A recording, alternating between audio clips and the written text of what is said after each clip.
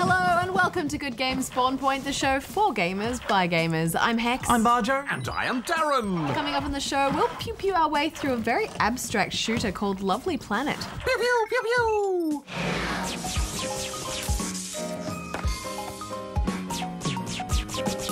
And we take on the role of the Wandering Ranger in the roguelike puzzle game Road Not Taken.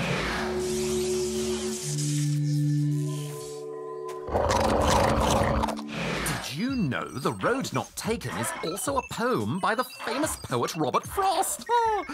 I've been experimenting with a bit of performance poetry myself. Really, Darren? Performance poetry? Affirmative! Roll the tape, Carrie!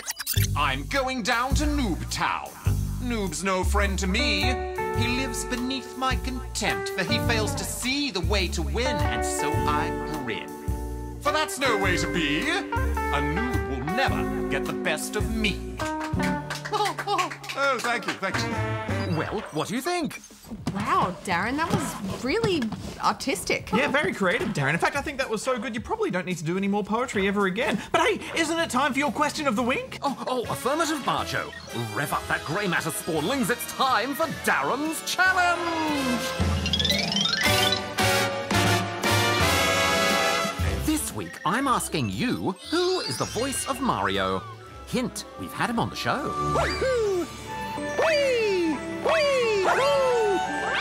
I'm pretty sure I know the answer to that one, but we'll let the spawnlings have a think about that throughout the show. Now it's time for Goose with the news. Thanks, guys. Goose here with all the gaming news from across the galaxy, but mainly from this solar system and mainly from this planet, Earth. Planet Minecraft's Head into the Clouds contest has come to a close. Contestants were given a floating island to work on, essentially a blank canvas, and asked to create a spectacle in the clouds. There were nearly 200 entries into the competition. In the end, it was technique, presentation, and originality that set the winners apart. On to another amazing creation, the origami robot can go from flat on its back to upright in under 4 minutes without any human help. After the initial printing, cutting, and wiring, the robot becomes almost entirely self-sufficient, deciding all by itself to get up and go for a leisurely crab walk. A little scary, but certainly cool. In February this year, thousands of gamers across the globe joined together to beat Pokemon on Twitch. Now, that feat will be recreated by a lone fighting fish. Fish? That can't be right. That's actually right. Oh, okay. Well, then it appears that the fish triggers commands as it swims across a 3x3 grid. Each segment of the grid has a different input, which, when crossed, sends a command to the game. Go fishy go! And that's all the news for this week. Thanks, Goose. Okay, guys, now it's time to teleport ourselves into a world of sparkles and rainbows in Lovely Planet.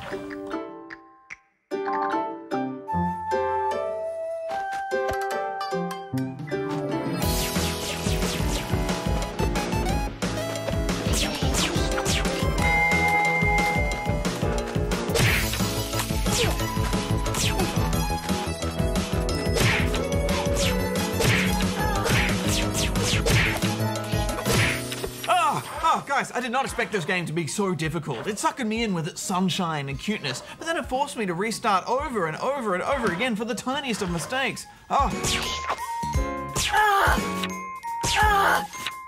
Well, Bajo, they do say not to judge a book by its cover. Oh, Darren, this clearly isn't a book, it's a video game, so I don't think that really applies here. It's a figure of speech, Bajo. I'll explain how idioms work to you later. But Lovely Planet is a very difficult game. It mixes first-person platforming and shooting together into tricky little obstacle courses. The graphics are super basic, but it has a retro charm. Yeah, I agree. It reminded me of those first video games that went to 3D. It's all solid colours and bright cartoony landscapes, and I found the whole experience quite nostalgic. As you play through the levels, you'll find many sneaky enemies lurking around blind corners. So, unless you have robotic reflexes like mine, it's a good idea to watch a tour of the level before you jump in.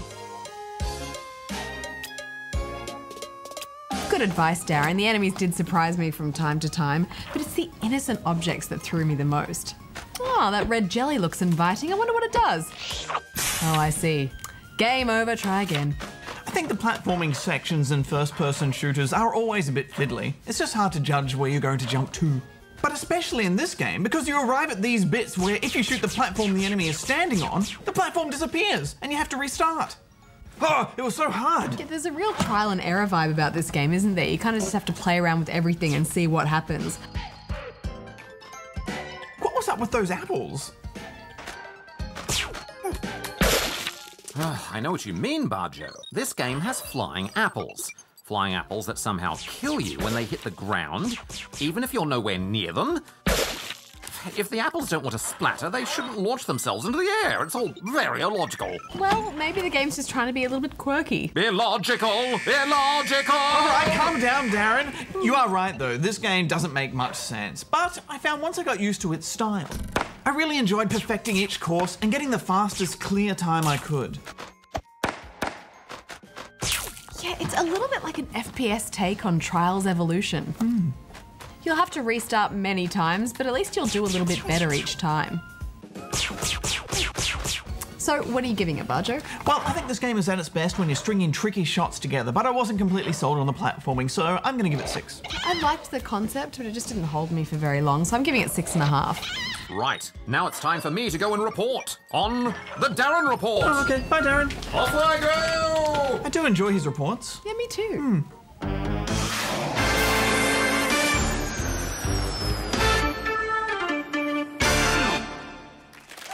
Hello and welcome to the Darren Report. Thank you. Today's topic is one of the greatest game designers in the world, Shigeru Miyamoto. For over 30 years, Mr. Miyamoto has been the star game designer at Nintendo. こんにちは、任天堂の宮本です。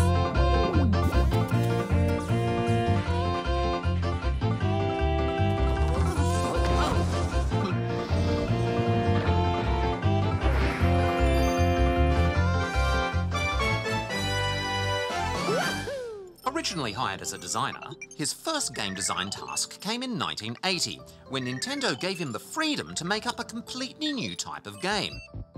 Bored by all the Space Invaders and Pong clones in the arcades, he instead drew on King Kong for inspiration and crafted a game where the hero jumped between platforms to save the girl. Donkey Kong was a smash hit, the first of many. Part of the reason why Mr. Miyamoto is so good at making games for children is because he's something of a big kid himself. He knows how to recreate a youthful sense of wonder in the games he designs. Growing up, his family didn't have a television until he was 8 years old, and even then he wasn't allowed to watch TV after 7 p.m.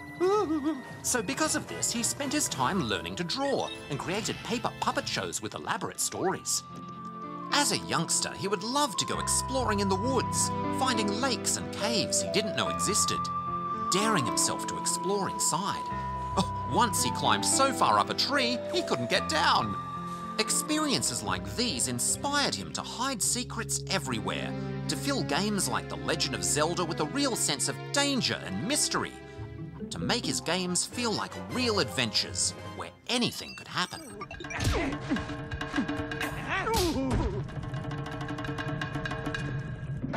A barking dog on the end of a chain terrified him as a child, yet gave him the idea for a memorable Mario monster. Get back! Get back! Those jaws! Those teeth!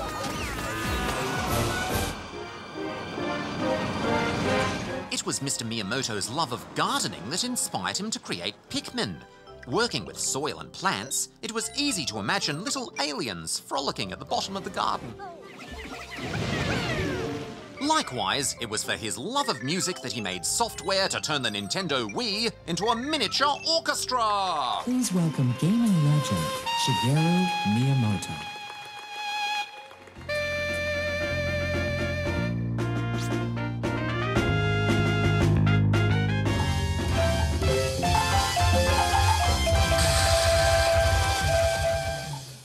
His greatest creation, Mario? By making him short and portly with a big nose, the idea was to make him relatable, an average battler who stepped up to become a hero. Yet the real hero here is Shigeru Miyamoto himself. And that's a wrap for the Darren Report. Oh, thank you, thank you. Oh, back to you, Bajo and Hex. All right, no time to waste this week. Let's get straight into these questions. And first up is this one from Unknown Worker in Maitland, New South Wales. Hi GGSP, I have missed 3 of Make a Game, so can you please ask Goose and Julian to snapshot all scripts and upload in a zip file to the GGSP webpage? Ah! Well, Mr. Worker, we've got good news because we've already done that. Yeah, if you want, you can just go on our website and click on the Make a Game with Goose and Julian picture here. That will take you to a page with links to everything you need, as well as links to each of the individual Make a Game segments. Indeed, and if you click on those segments, you'll find they take you to a page where not only can you watch the segment, but you can even read the whole script. The whole script? That's right, Hex, and I think you'll find that they're perfect for reading, and they can be a lot easier to follow along with if you find that the videos go a bit too fast for you. Well, there you go, Unknown Worker, and good luck making your own game. But now let's move on to this one from Gamer Bajo865 in Cat Kingdom. That sounds like a great place. Yeah, it sounds like there's a lot of Bajos full of there. Cats. 865 Bajos in one place. What do you reckon that'd be like? That'd be amazing. It's a cat kingdom, so it's probably full of cats. Hi GGSP, I have 2 questions. 1, I was wondering, what was the game where you start off in a Zelda-type game with no colour and no sound? You have reviewed it a while back. 2, I was wondering what your cat names were. Thanks. Hash thanks. I'm pretty sure that game was called Evoland, Gamer Bajo865. Can we get that name on the screen, please, Mr. Editor? Thanks. That's a downloadable game available only for Windows and Mac computers. Hex, I think it's a cool idea for a game to go through the history of games and evolve the gameplay as it goes, but it's just a shame that this game is not that much fun. I think we both gave it 5. That sounds about right. Anyway, my cat's names are Gandalf and Merlin. Gandalf after the wizard in Lord of the Rings, and Merlin after the wizard from the King Arthur legend. Mine are called 8-Bit and Quasar. Why don't you tell the Spawnlings what a quasar actually is, apart from your cat, of course? Okay, well, quasar is short for quasi-stellar radio sources, and the general consensus is that they're created by areas surrounding supermassive black holes found at the centers of massive galaxies. And it's also my cat. Yes, well, there you go. Let's move on to this one from Jazzy from Donut Incorporated in Avenel, which is in Victoria. Quasars are known as the monsters of the universe because they destroy planets and everything and sets them on fire. And would you say that's characteristic of your cat, Quasar? Well, he does destroy the legs of my couch. Oh. I haven't worked out how to stop him doing that. Hey, good gamers, are there any shark games on the PS3? Well, Jazzy, there are not many I can think of, to be honest. The only one that comes to mind is a game called Derek the Deathfin. It's a pretty cool looking downloadable 2D game where you go around eating lots of stuff and trying to get to the end of the level. And it's got a pretty great art style, and the developers essentially made all the graphics out of papercraft and then used those models in the game. Other than that, though, I can't think of any other shark-based games. Well, hopefully you enjoyed that one then, Jazzy, but let's move on to this one now from Jake the Dog, who is in Jakeoria, New South Wales. Someone likes Jake. How do you beat Ricardo, hard guy? I've been on the second Ricardo for ages now. He is just too hard. Please tell me how to do this or I might become a noob. Also, can you tell me how to build the perfect deck? Can Goose answer this? P.S. Do these. What? PPS, you guys are awesome, and people should not be so mean to Darren. Well, Jay, Goose actually hasn't played much Card Wars, so I'm not sure he can help very much, but we could certainly give you a few tips ourselves. Yeah, when you're stuck in Card Wars, the best thing to do is just play through some levels you've already beaten to try and level yourself up. The higher the level you are, the more health you have, and the more cards that you can carry into battle. Try to beat the toughest levels you can, since later levels give you more coins and XP, so you'll level up faster. And you can use coins to buy new cards from the cool chest to hopefully improve your deck. As for how to build the perfect deck, well, there's not really any one perfect deck. It completely depends on the cards you have. So the best thing to do is just try and build a deck that works with the strongest cards that you have access to. Indeed, Hex, and it's important to have a balanced and versatile deck. Try to have a mix of cards that cost low and high magic, and make sure you have a decent selection of creatures to play on whatever landscapes you go with. Having a few rainbow cards helps give you more options in battles too. Well, good luck with it, Jake. Just keep chipping away at it, and I'm sure you'll beat that dastardly Ricardio eventually. But moving on now to this one from JM207, who is in Bendigo, Victoria. But it says that this one's only for Darren to read. Oh, well, I guess we better call him then. I don't talk to Darren, but... Bajo, come in. Over. Where's that coming from? It's coming from this. Oh, it's a walkie-talkie. Hello, I have a walkie-talkie. Bajo speaking. Bajo, please be advised to stick to proper radio protocol. Over. Yeah. Okay, Darren, please be advised we have a question for you to read now. Copy, over. Bajo, copy that. Over. Over. Over. Hello, GGSP. Do you know any good robotic games where you build robots? This message is for only Darren to read. Hex, do these. Wah! Ooh. Well, Juliet Mike 207, there are 2 recent robot construction-based games that I could recommend. Firstly, RoboCraft lets you build modular robotic-based vehicles to fight with other players online. And second is Guns N' Robots, which offers a similar concept, but with a slightly different execution. Oh, and you will find both available as free-to-play games on Windows PCs. Over. I remember one of the first games I ever reviewed was a robot building game. Something about Bob. What was it called? What was it called? Over. Sorry. What was it called? Over. It was called Bob Came in Pieces. It's a little PC puzzle game where you had to help an alien rebuild his spaceship after crash landing. So it's not technically a robot game. Over. Hey, Darren, how come we have to say over and over again, over? Well, Bajo, walkie-talkies can only transmit or receive and not do both at the same time, like a telephone. So if you don't say over, I won't know if it's okay to start talking. Over. Hang on a sec, Darren. Does that mean if I'm always holding down this button, we can't hear you talk? Over? Affirmative, Bajo. Walkie-talkies were invented during World War II. The sweet silence, Hex. Tri-valves. The first handheld unit was called a handy-talkie. Oh, we need one of these, Hex. We need to use this all the time. Yeah, they're pretty handy little devices, aren't they? But on that note, we're out of time for this week, so if you'd like to ask us something, then you can go there and send it in. Let's see what he's still going on about. Hello? Oh, I must have lost you for a moment there, Bajo. Must be some RF interference. Anyway, I've prepared the officers for our review of The Road Not Taken, so you can head on up whenever you wish. Over. Thanks, Darren. We'll be right there soon. Over. Over. Over. Over. Over. A roguelike is a game with randomized content where you lose all your progress when you die. Popular roguelikes include FTL and Don't Starve. Thanks for that, Darren. In the roguelike adventure Road Not Taken, you play a wandering traveller who arrives at a town where the locals are having trouble keeping track of their children.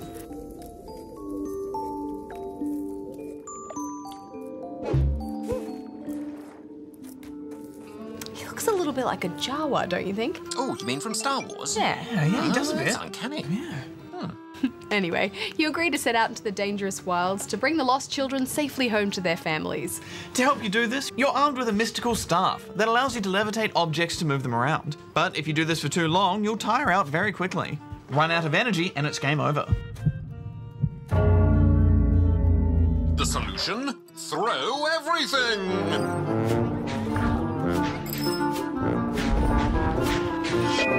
What, even the children? Affirmative.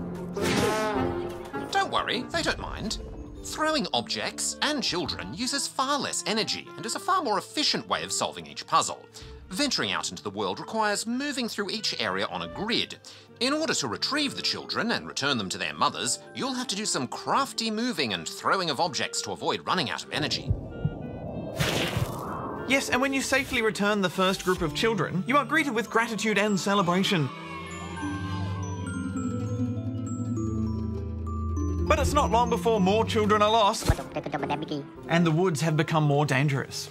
Each time you encounter a new creature or item, you'll store information about what it does and how it can be used in the environment to help you shuffle your way through the grid. With each new area, the difficulty jumps up as more and more obstacles block your path. Thankfully, there are mothers out searching the forest with you, so you don't necessarily have to return each child back to the village, just the closest mother. But cleverly using the objects in your environment is key. Yes, so for example, place 3 beehives together and you'll create a honey pot. Eating honey restores your energy as well as clearing space for you to move around. Yes, but sometimes moving a hive can produce an angry bee. In In fact, there are all kinds of nasties waiting for you at every turn. Raccoons, ghosts, and evil spirits that chase you down. Placing objects together is also how you unlock access to the next area. But some objects can have unexpected side effects, like they multiply, transform, or you can only move them once before they're stuck. So you have to think carefully before moving anything. I really liked how every object in this environment was so unique and had some interesting reactions and effects. Yeah, I did too, although generally it was a bad effect, not a good one. You can teleport back to the town mayor if you find yourself stuck, and that way you can try your luck on another room. But if you don't return all of the children back home, you can bet the townsfolk will be pretty disappointed and sad. Nevertheless, your efforts are always rewarded with payment of some kind. Plus, if you share your earnings with the various townsfolk you encounter, they'll generally reward you with extra energy to spend on your next mission, or a charm to equip with a handy buff. Yeah, this is where I started to enjoy myself a little bit more. I mean, I just love having stuff to collect and manage and try and find ways to make my next mission more successful. And while you can only equip 2 charms at once, your items can be managed back at your lovely house, complete with its own little cat. Ah, affirmative. Another opportunity for you to throw everything. Oh, Darren! Poor kitty! Well, back to the game. I love a good challenge, and this game certainly presents you with one. But, such is the case with most roguelikes, every time you die, it's permadeath. Yeah, that means you lose all your progress and items. Yeah, but all those difficult creatures and objects you've learned about will still be there from the start when you restart. This may frustrate some players who don't feel like they have a chance to get better at those early stages. It's kind of like being thrown straight back into the deep end. And I guess it makes sense, because you have all this acquired knowledge of what everything is and what it does. But I still found it a tad overwhelming. Me too. As I first started to understand the way the puzzle mechanics worked in Road Not Taken, I found myself enjoying the learning process, but all those restarts just started to grind away at me. Yeah, it just seems like that difficulty curve is too steep, and that discovery process, which is so fun, is over really quickly. And then you get overwhelmed and have to start all over again. Overall, this isn't a bad game. It's just something that I don't see myself returning to. What are you going to give it, Hex? I'm going to give this one 6 out of 10. I'm going to give it 6.5. I just love throwing things. Give me items to throw. Oh, okay. Throw everything. Throw everything. Throw, more. Throw more. Throw. Amount of stuff, Darren. You have to throw me. Affirmative. Stand by. Oh, he went straight into Kerry's office.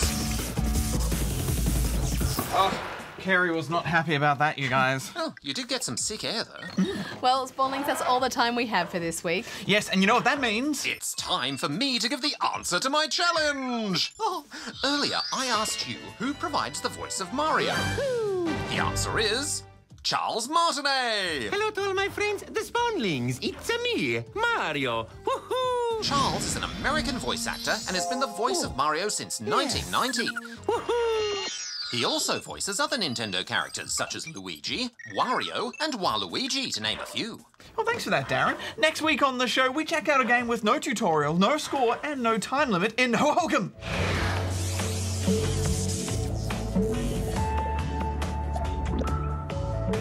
Until next time, may all your games be good ones. Hex out. Bajo out. Darren out. And now for some haikus. Compared to humans, robots are supreme gamers. My laser shines bright. Oh, they're gone.